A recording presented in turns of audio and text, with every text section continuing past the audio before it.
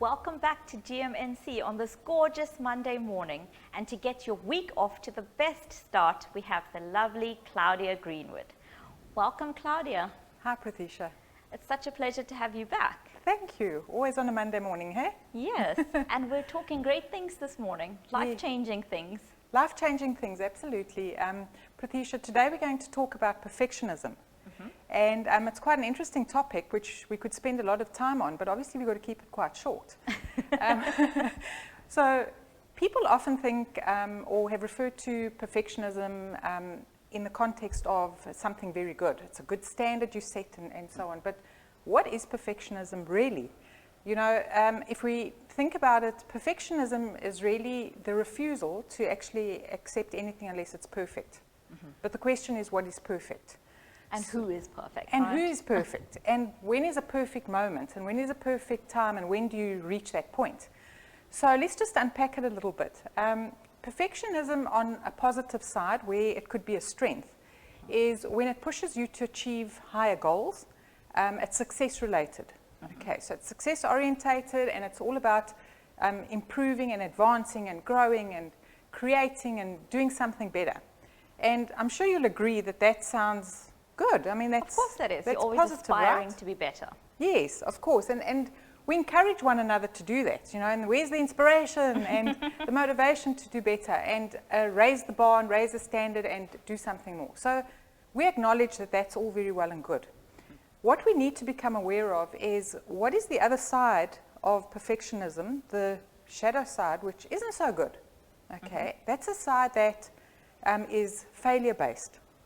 All right, so it's failure-orientated, it's fear of failing, fear of not being good enough. There's a lot of judgment that goes on because when we imagine, you know, you either have to submit something that you've got a deadline to achieve, or you have something you're creating, or Any task, really. Really, any task in any area of your life, in fact. Okay, what do you actually do? We say, oh, I need to do it at this standard. All right. And then when you get to that point, you relook at it and you say, but is this okay? Or maybe I should just do this, or maybe I should just add that. And what's at the base of that is a lot of self-judgment and criticism, which again, we encourage people to say, just have a look at, can you do better? And we encourage children to do that. And not let this perfectionism kind of hold you back, because sometimes it actually prevents you from taking action, right? Exactly. And you actually don't do anything because you want to be so perfect and you want to have all your ducks in a row. 100%. And that's when you actually slow yourself down. So the downside of the perfectionism approach is it stops you from actually moving forward. You start missing deadlines. You put yourself under pressure. And as a result of all of those things, you start questioning yourself. And you start asking yourself, you know, what, am I a failure? I can't do this. Am I being judged? What will people think of me now? And when we go into that mindset and that internal chatter, it results in anxiety. You're under pressure. You start becoming anxious. You actually lose your focus completely. Exactly. Now you're worrying about all these things that you actually shouldn't be thinking about. But you're thinking about that instead of doing what you need to do. Of course. Right? And then what ends up happening is you're caught up in these emotions. It's actually gone as far as people becoming depressed and being suicidal because they just talk themselves down so much because they can't be perfect.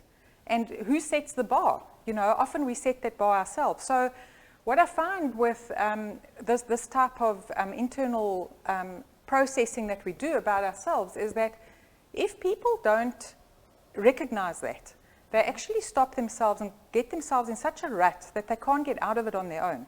So it's very important to reflect on yourself and see what is at the base of my so-called perfectionism. Why do I want to achieve more? Why do I want to do? Is it really because I just want to expand and grow and create and do something amazing?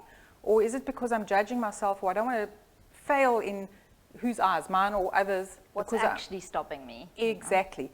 So I think that's the first. You have a beautiful quote before you forget and before your time's up. About 80%, and unless it's. Do you want to tell us about that? Well, quote? yes. What I when say. I read it, I was like, wow.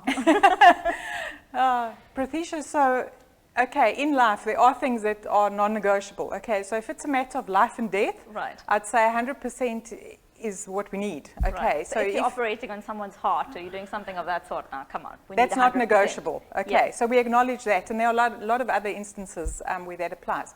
But generally speaking, when you reach your 80%, tell yourself, you know what, 80% is good enough.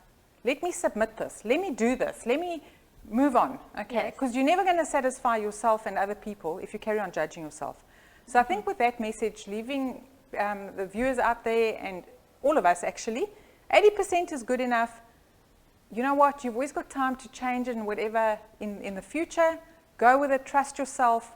You've got it in you to do things, and you probably, the 80% is probably amazing that you're doing anyway. And the thing is, when things don't turn out perfectly, the 100% that we want, we actually realize what good we got out of the 80%.